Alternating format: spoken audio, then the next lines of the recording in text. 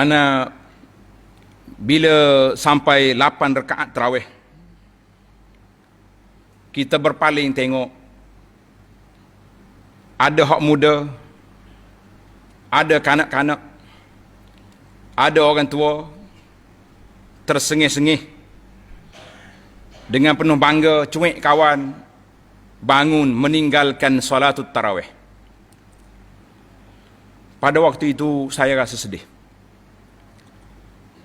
Kita kata, kenapa mereka?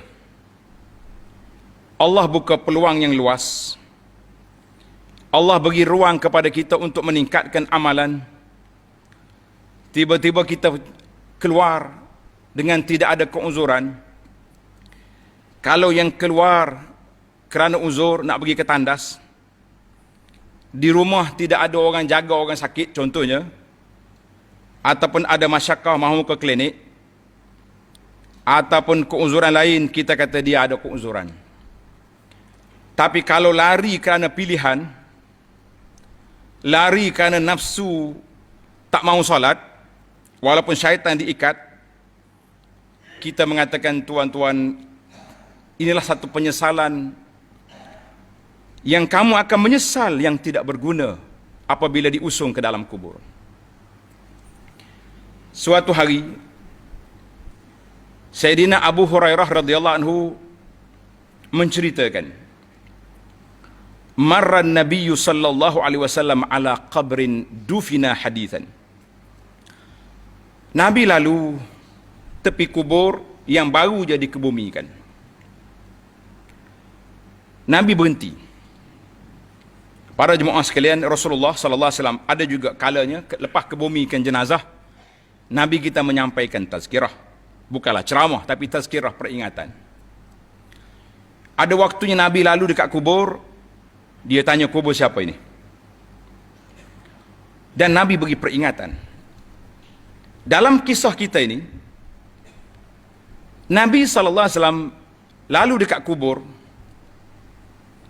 Nabi bersabda, sebagaimana kata Abu Hurairah, qala sallallahu alaihi wasallam, rak'atan khafifatan mimma tahqiruna wa tanfiluna yaziduhuma hadha fi amalihi ahabbu ilaihi min baqiyati dunyakum.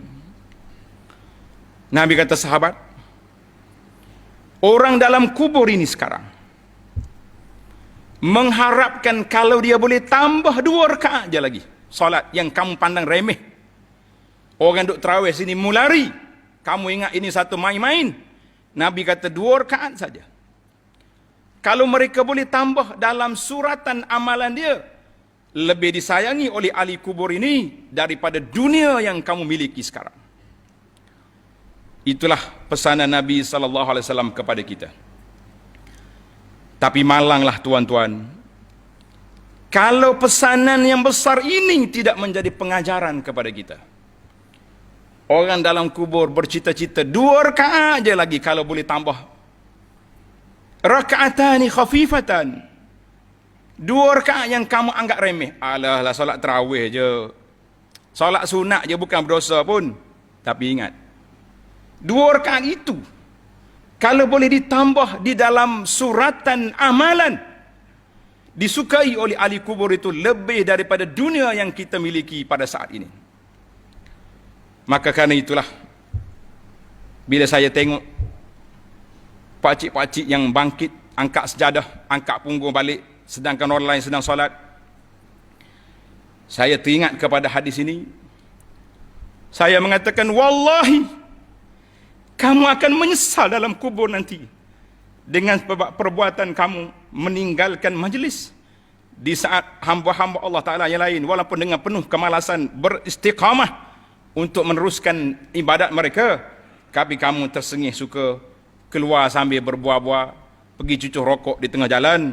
Wallahi la tandam, kamu akan menyesal apabila masuk dalam kubur. Tapi hayhat, fata sa'atun nadam, pada ketika itu saat penyesalan sudah tamat. Maka di sini 10 malam terakhir, ambillah peluang sebelum kamu menyesal, sebelum kita semua menyesal dalam kubur, penyesalan yang tidak ada guna. penyesalan yang tidak berfaedah, penyesalan yang tidak ada nilai apa-apa lagi nak menyesalah di saat ini. Marilah sama-sama kita menyesal sebelum kita diusung ke kubur, bahawa peluang yang ada ini adalah merupakan satu peluang yang besar. Dan satu hadis ini rawahu Ibnu Mubarak dalam kitabnya, dan juga para ulama lain mengatakan dalam Sahih Al-Jami' mengatakan sanadnya sahih. Para jemaah sekalian, satu lagi hadis yang menyentak perasaan kita, iaitulah hadis ketika Nabi sallallahu alaihi wasallam memberitahu ataupun mengucap ucapan ketika masuknya Ramadan bersama para sahabat. Kita diucap selamat Ramadan, selamat Ramadan, selamat itu selamat ni, tapi amalan kita tidak meningkat, kita mengatakan satu perbuatan yang cukup rugi. Hadis ini diriwayat oleh Imam Ahmad dan lain-lain. Juga daripada Abu Hurairah radhiyallahu anhu, Nabi mengatakan, ja'akum Ramadan, telah datang bulan Ramadan. Fihi, hadis itu panjang, saya nak ambil tajuk kita aja.